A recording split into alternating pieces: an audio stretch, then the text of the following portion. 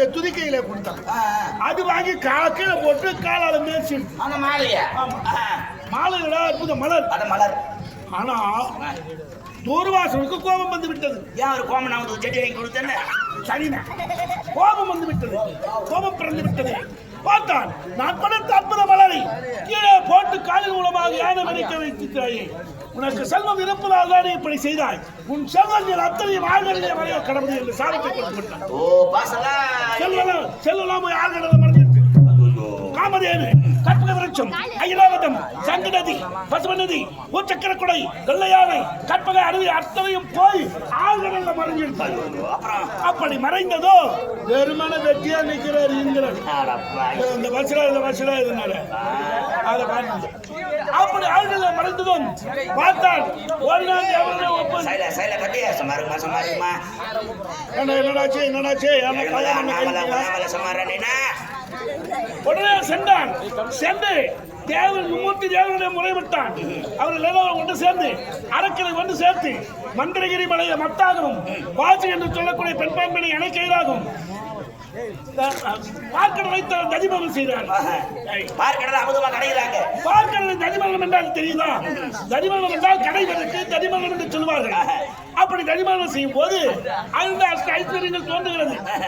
இந்த எல்லாரும் வந்தாங்களா இந்த பார்க்கடலை கடையிறதுக்கு ஆயத்துல ஒரு முனைவர் காலத்துல குடுத்துட்டு வந்துட்டாங்க.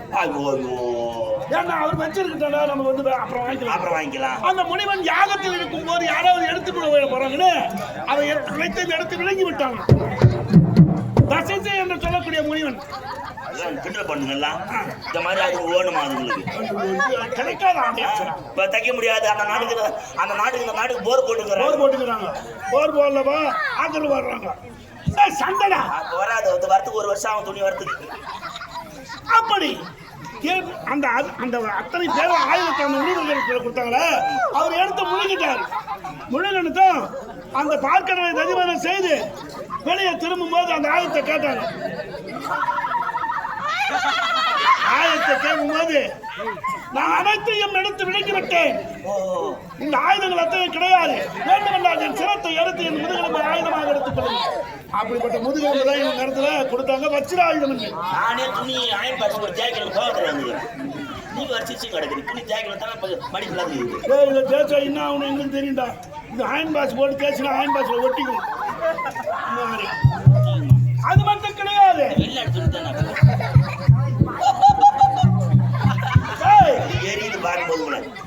அந்த ஆள்களை கலைந்தார்களே, அதுல பெண்கள் தோன்றினார்கள். முதல்ல தோன்றிய ஒரு பெண்ணானவள்.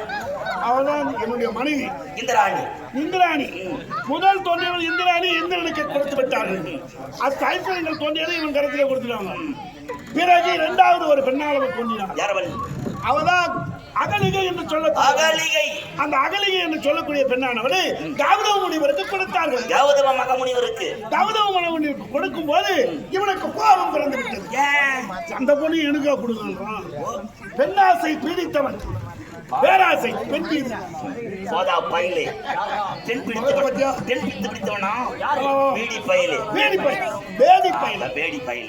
அப்படி அந்த பெண்ணை எனக்கு கொடுக்க வேண்டும் என்று சொல்ல, சரி இது ஏதோ சூது நடக்கிறது சொல்லி அனைவரும் என்ன சொன்னாங்க, தேவரெல்லாம் வந்து சேர்ந்து இருமுகம் உள்ள ஒரு பசுவை எவன் ஒருவன் பார்த்து வருகிறானோ அவனுக்கு இந்த அகலியை கொடுக்கும்.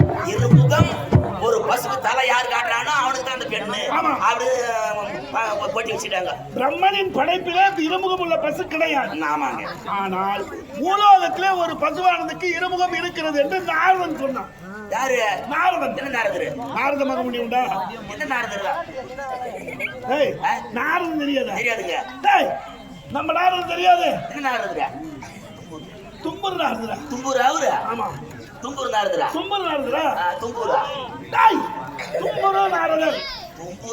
தும்பூர்ல இருந்து எங்கடா நாரதர் வந்தாரு பாருங்க. அப்படி நாரதர் உரைக்க பூலோகம் சென்றார்கள். ஒரு கோயில் என்று சொல்லக்கூடிய பசுவானது கண்ணு போட்டுக்கு நிக்குது. அப்படி கண்ணு போடு கண்ட நேரத்துல நடைபாக முன்னாடி வருமா. டேய் டேய் யாரா அப்படிங்க? நான் வேற கதை சொல்றேன், நீங்க வேற கதை சொல்றானுங்க. எந்த கதை யாரு? இந்த கதை சொல்றேன். பஜ்ஜி கதை சொல்லிங்கறானுங்க. பஜ்ஜி கதையா? சூடு இல்லடா. அப்படி இருமுகம் உள்ள பசு பிரம்மனின் படைப்புல இல்லாதது பாருங்க. அந்த பொண்ணு வாய் இருந்து வாய் எங்க போட்டுட்டா? அது யாரையோ கூப்பிட்டு முன்ன கூப்பிட்டு பாய் பாய் குழந்தைங்க விளையாடுதுடா.